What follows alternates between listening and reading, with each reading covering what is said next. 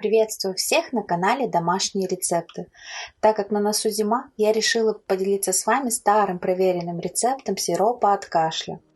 Измельчаем 6-8 листочков лаврового листа.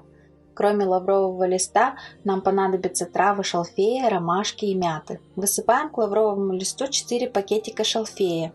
Если у вас рассыпная трава, то 2 столовые ложки, 2 пакетика ромашки или 1 столовая ложка, 1 пакетик мяты или пол столовой ложки. Приступаем к подготовке основы для сиропа. В разогретую посуду высыпаем 200 грамм сахара.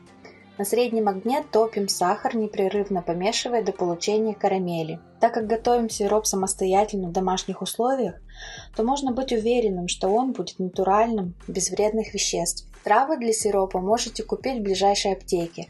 Стоят они копейки, в отличие от готовых сиропов. И хватит этих трав, очень надолго.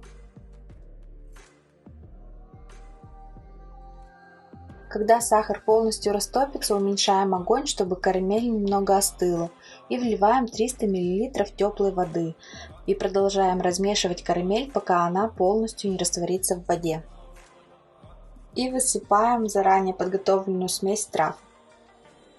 Доводим сироп до кипения, варим еще 3 минуты, выключаем, накрываем крышкой и даем остыть до комнатной температуры.